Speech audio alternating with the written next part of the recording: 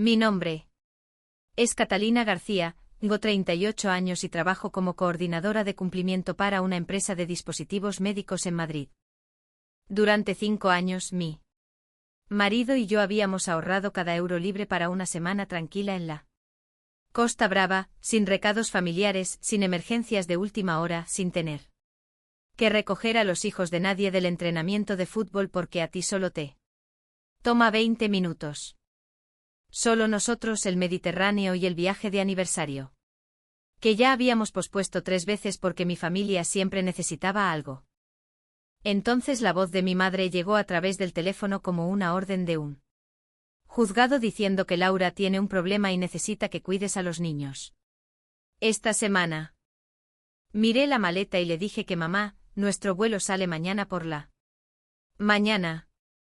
Ella suspiró no como si se sintiera mal, sino como si yo fuera lenta de entendimiento y dijo que ya lo sabía, que por eso me llamaba ahora, que vuestro padre y yo no podemos con 3 niños una semana entera y Laura tiene un curso de formación, que la familia es lo primero, Catalina. Y que Marcos lo entendería. Antes de que pudiera responder, mi padre me envió un mensaje de texto en mayúsculas diciendo que no fuera egoísta, que la familia es lo primero y que cancelara mi viaje. Ese fue el momento en que algo dentro de mí se quedó frío.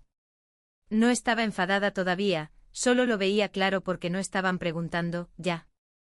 Habían decidido que mi matrimonio, mi dinero, mi tiempo y mi felicidad eran menos importantes que la comodidad de Laura. Marcos estaba en el umbral de la puerta, en silencio, observando cómo cambiaba mi cara mientras mi madre seguía hablando, enumerando instrucciones, comidas para el colegio, medicinas para la alergia y reglas sobre el tiempo de pantallas, como si yo ya hubiera aceptado. La interrumpí y dije una sola palabra, no. Se hizo el silencio y luego ella soltó una carcajada seca y ofendida preguntándome qué había dicho. Miré a Marcos, luego los billetes, luego la vida que seguía retrasando por personas que nunca retrasaban nada por mí y dije que no, que nos íbamos de viaje. Antes de contarte lo que hicieron después y porque mi teléfono mostraba 57 llamadas perdidas cuando aterrizamos, dime desde dónde estás viendo esto ahora mismo. Quiero saber hasta dónde viaja esta historia porque tal vez alguien más necesite escuchar que decir no puede ser el comienzo de recuperar tu vida. Mi madre no gritó al principio, eso habría sido más fácil porque gritar te da algo sólido contra lo que empujar, sino que se puso suave y esa suavidad siempre era más peligrosa. Catalina, cariño, no hagas que esto se ponga feo, dijo ella como si yo fuera la que estaba convirtiendo una petición sencilla en un problema. Casi. Sonreí porque esa frase me había seguido desde la infancia, cuando Laura olvidaba los deberes, yo los llevaba al instituto, cuando Laura destrozó el coche de mi madre a los 22 años. Pasé el fin de semana ayudándoles con él. Seguro, cuando Laura tuvo a su primer bebé y dijo que la guardería era demasiado cara, reorganicé mi horario de trabajo durante 6 meses y me dije a mí misma que eso era lo que hacía una buena hermana. Cuando mi padre necesitaba que alguien se quedara esperando al técnico de la fibra 4 horas, me llamaba a mí, no a Laura. Cuando mi madre necesitaba recoger recetas, me llamaba a mí. Aunque Laura estuviera ya a 5 minutos de la farmacia, y cada vez que dudaba, mi madre me llamaba difícil. Mi padre me llamaba fría y Laura me llamaba afortunada porque yo no tenía responsabilidades reales. De pie en mi habitación. Esa noche finalmente entendí el truco, habían construido su comodidad sobre mí culpa, y ahora estaban sorprendidos de que yo hubiera dejado de cargar con ella. Mamá, dije, Laura sabía de este viaje desde hace meses. Los niños se ponen enfermos, espetó ella, los planes cambian, entonces que cambien sus planes. Respondí. Fue entonces cuando llamó mi padre y dejé que fuera al buzón de voz. Luego llamó Laura, luego mi madre otra vez, el teléfono seguía iluminándose sobre la cama como una señal de advertencia y cada vibración me oprimía el pecho. Marcos lo tomó suavemente de mi mano, no para controlarme sino para Evitar que me rindiera por costumbre, mete el vestido azul, me dijo, ese que compraste la primavera pasada y nunca te pusiste. Me reí, pero me temblaban las manos y susurré que qué pasaba si realmente no podían manejarlo. Marcos me miró con atención y dijo que entonces aprenderían, que eso era lo que yo tenía que hacer cada vez que me soltaban un problema encima. 10 minutos después, Laura envió un mensaje de voz, no debería haberlo reproducido, pero lo hice. Su voz sonaba sin aliento y dramática diciendo que Catalina, no puedo creer que me estés haciendo esto, que tengo una formación de liderazgo obligatoria y que si faltaba podía perder mi ascenso. Preguntándome si quería eso en mi conciencia y si quería que sus hijos supieran que su tía eligió unas vacaciones antes que a ellos.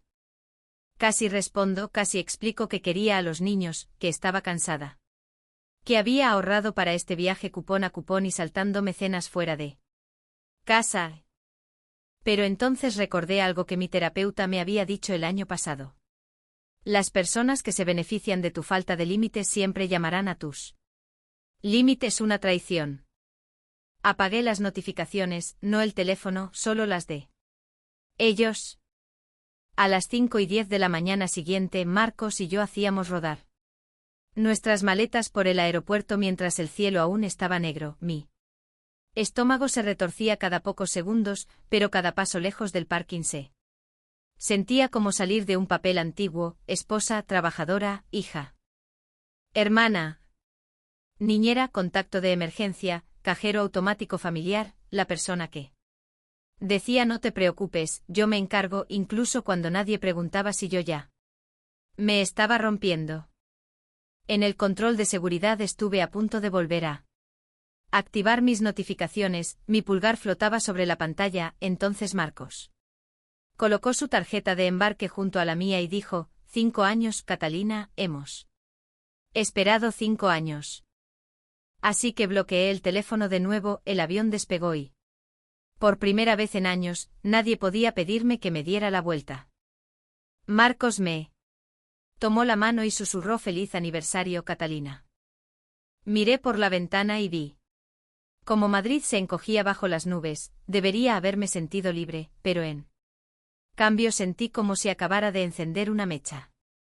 Cuando aterrizamos en Barcelona 5 horas después, mi teléfono se reconectó antes de que llegáramos a la puerta de embarque, vibró tan fuerte que se me resbaló de la palma. 57 llamadas perdidas, 26 mensajes de texto, 4 mensajes de voz.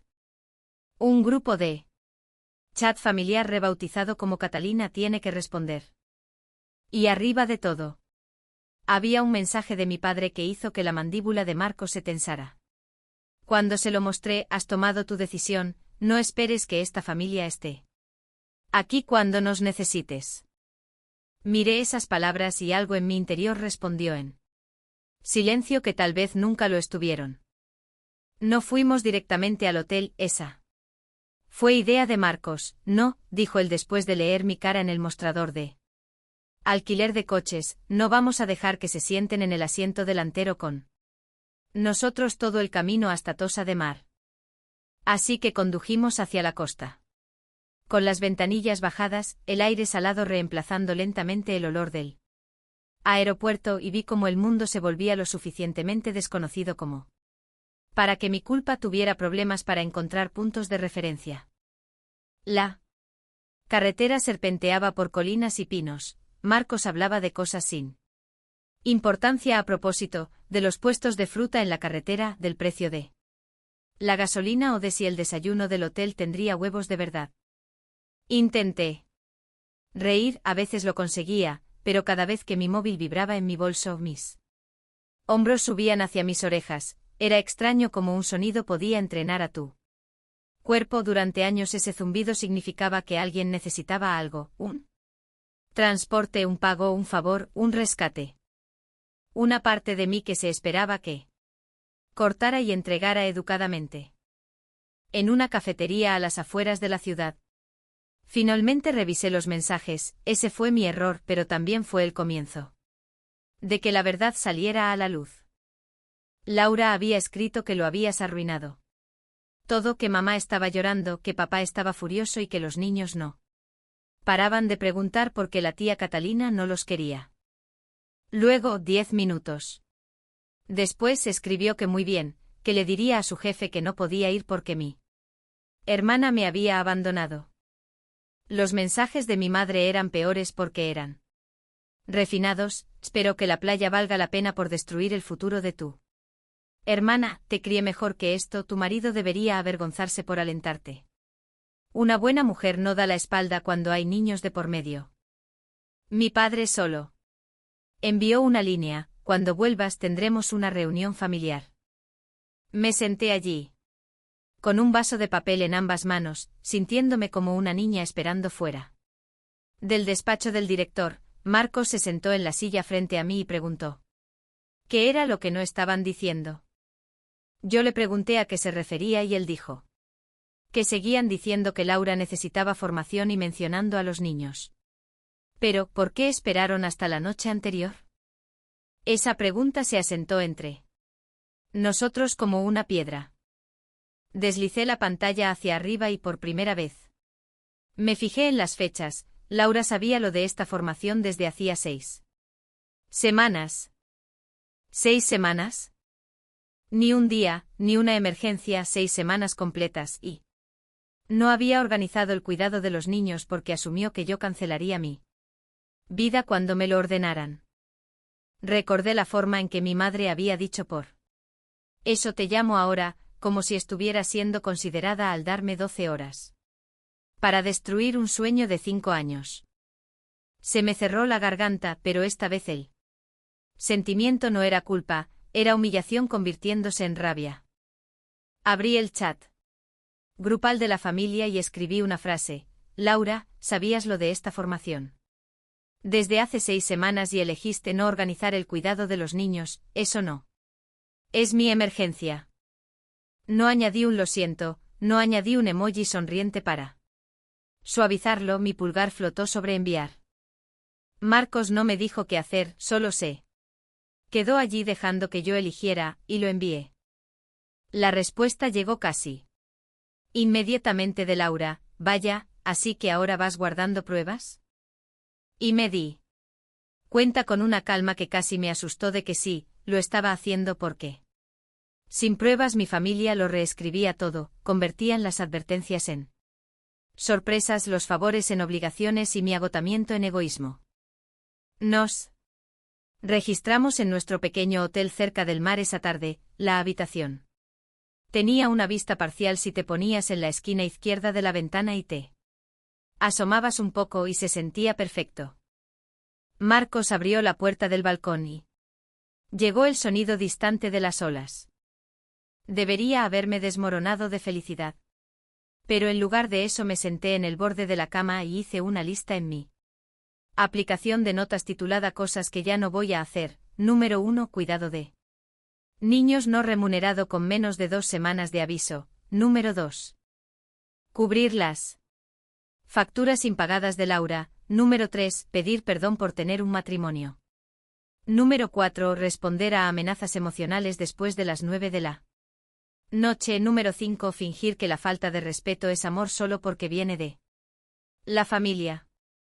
Parecía algo pequeño en la pantalla, pero se sentía como una revolución. Esa noche, antes de ir a cenar, me puse frente al espejo con él vestido azul que Marcos me dijo que trajera. Por un segundo no reconocí a la mujer que me devolvía la mirada. Se veía cansada, sí, pero también parecía alguien que finalmente había dejado de pedir permiso para existir. A la mañana siguiente condujimos por la carretera de la costa. Si alguna vez has intentado sanar mientras miras el mar Mediterráneo, sabes que no lo arregla todo, pero hace que tus problemas parezcan menos dioses y más como el clima. Los acantilados caían bruscamente a nuestro lado, el agua brillaba plateada bajo el sol. Marcos se detuvo en un mirador y durante 10 minutos enteros ninguno de los dos habló. Me quedé cerca de la barandilla de madera respirando sal y viento, tratando de memorizar la sensación de no ser necesitada, no de no ser amada ni de ser inútil. sino simplemente de no estar de guardia. Entonces sonó. Mi teléfono, no era mi madre, era Laura. Casi no lo cojo, pero luego respondí. Porque quería escuchar una vez qué diría cuando yo no me estuviera rindiendo de antemano. ¿Estás orgullosa de ti misma?, dijo ella sin hola ni fingimientos. Buenos días a ti también, respondí. Tuve que llevar a los niños a casa de mamá y papá me gritó delante de ellos, mamá dice que le ha subido la tensión, mi jefe me pregunta por qué no organicé el cuidado antes, esto es un desastre. Eso suena estresante, dije. No me hables como si fueras de atención al cliente, gritó ella. Miré al océano y casi me río porque atención al cliente era exactamente como me habían usado, voz tranquila, tono de resolución de problemas sin derecho a ofenderse. Laura, ¿qué quieres de mí ahora mismo?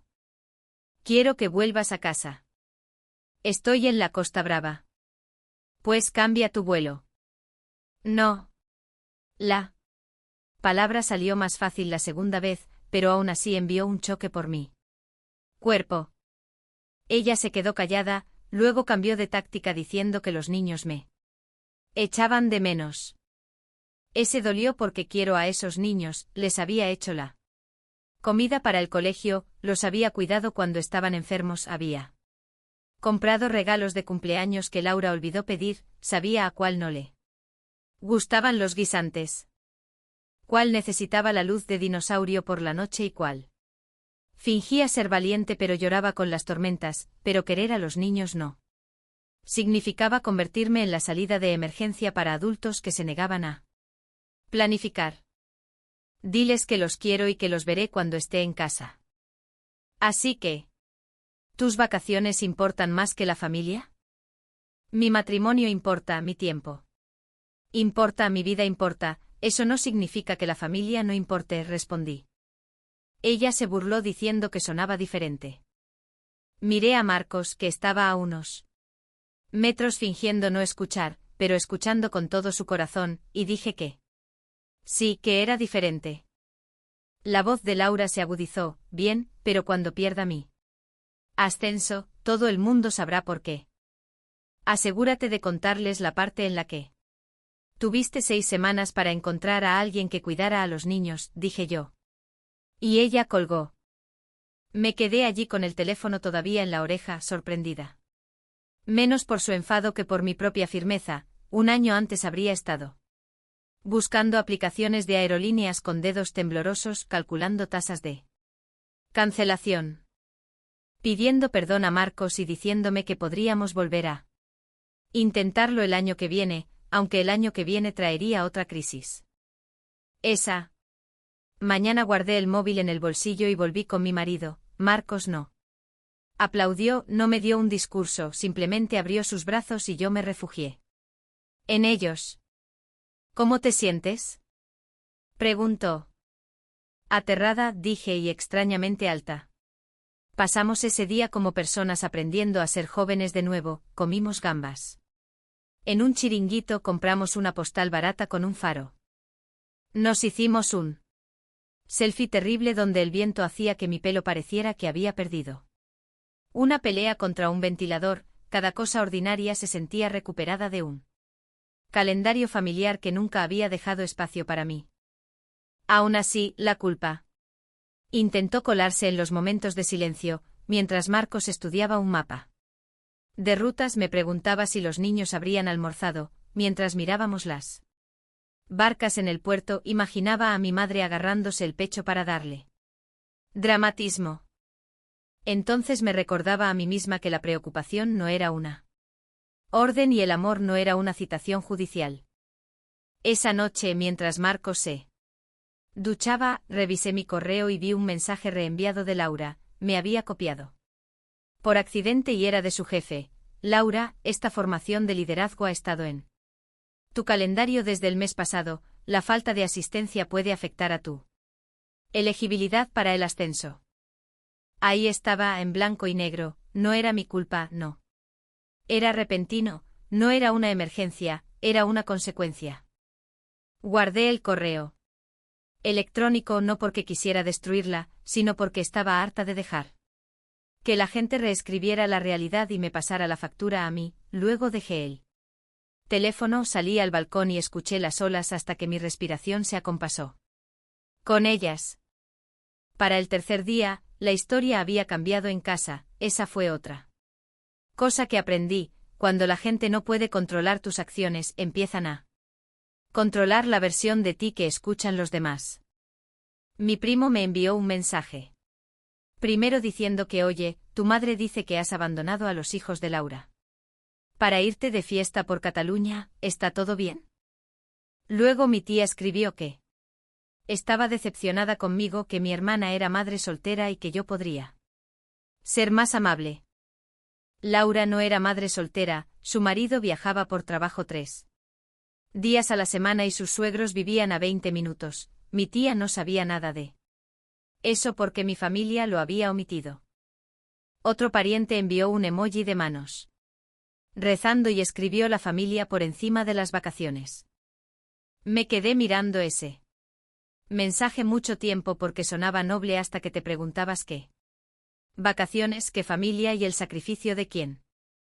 Al principio sentí el viejo pánico, la necesidad de defenderme, de enviar párrafos, capturas de pantalla, pruebas, fechas, registros bancarios, cada pequeña evidencia que pudiera convencerlos de que no era cruel. Luego miré nuestra habitación de hotel. Marcos estaba planeando una reserva para una cena tranquila. Mi vestido azul colgaba en la puerta del armario y el mar se volvía dorado bajo la ventana. Pensé que sí pasaba este viaje luchando contra rumores, ellos seguirían ganando, así que hice algo mejor. Escribí un mensaje calmado y lo envié al chat grupal que habían usado para avergonzarme. Para que quede claro, Marcos y yo planeamos y pagamos este viaje de aniversario hace años. Laura sabía de su formación desde hacía 6 semanas y no organizó el cuidado de los niños. Se me informó la noche antes de mi vuelo y se me dijo que cancelara. Dije que no, quiero a los niños. Pero ya no estoy disponible para cuidados de última hora no remunerados, rescates financieros o culpas emocionales. Por favor, no volváis a contactarme por esto a menos que estéis dispuestos a hablarlo con honestidad. Luego adjunté una captura de pantalla del correo reenviado de Laura que mostraba la fecha de la formación. No adjunté cada texto, no insulté a nadie, no supliqué que me entendieran. Simplemente pulsé enviar y puse el teléfono boca abajo.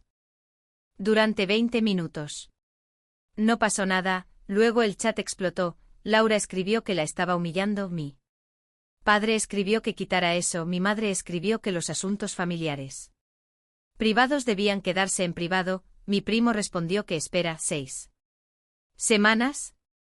Y mi tía no escribió nada durante un rato hasta que puso que no sabía esa parte.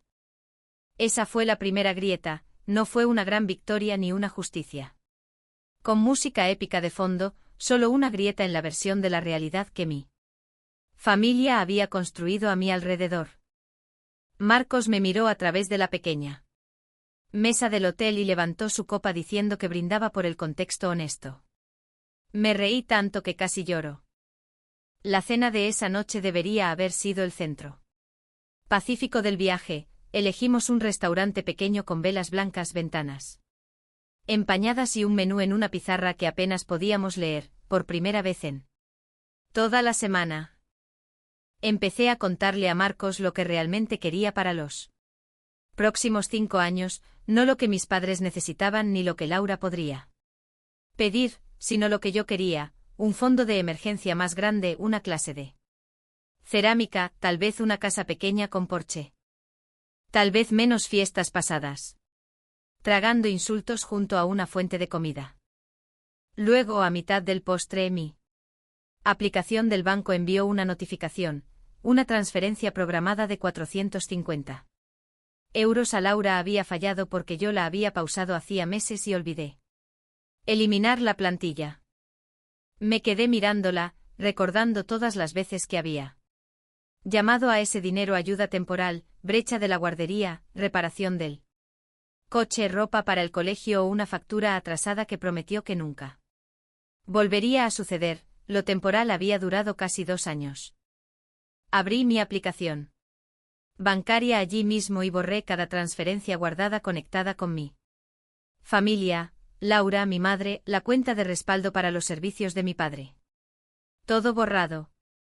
No fue dramático ni hubo fuegos artificiales, solo toques silenciosos en una pantalla, pero cada toque se sentía como quitar un anzuelo de mi piel. Marcos vio mi cara y dijo que era un gran paso, y yo respondí que enorme, que no me había dado cuenta de cuántas puertas les dejaba abiertas. Entonces recibí un mensaje de mi madre diciendo que ya que quieres actuar de forma independiente no esperes que nosotros te ayudemos tampoco. Miré el mensaje, luego a mi marido, luego a la comida que habíamos pagado nosotros mismos, al viaje para el que habíamos ahorrado y a la paz que finalmente estaba protegiendo. Escribí una respuesta diciendo entendido. Esa única palabra hizo más daño que cualquier discusión porque le decía que ya no tenía miedo a la amenaza y por primera vez entendí por qué habían usado esa amenaza tan a menudo. Había funcionado durante años, pero esa noche finalmente dejó de funcionar. El último día completo de nuestro viaje se suponía que iba a ser un paseo por los bosques, pero mi familia hizo un último intento de atraerme de nuevo al papel que ellos preferían. Empezó con un mensaje de voz de mi padre. Su voz era más baja de lo habitual, el tono que usaba cuando quería sonar razonable. Después de días de ser cruel diciendo que Catalina, esto ya ha ido demasiado lejos, tu madre está disgustada, Laura está avergonzada. Tienes que llamar y pedir perdón para que podamos pasar página. Lo reproduje una vez mientras estaba fuera de una pequeña panadería con el olor a canela y café flotando en el aire de la mañana. Luego lo borré, no porque no doliera, me dolió muchísimo, pero finalmente había notado algo en mi familia. Pasar página siempre significaba que Catalina absorbía el daño y todos los demás mantenían sus hábitos. Esa tarde, mi madre llamó desde un número desconocido. Respondí porque tenía curiosidad por saber hasta dónde llegarían. ¿Me has bloqueado?, exigió ella, y yo le dije que la había silenciado.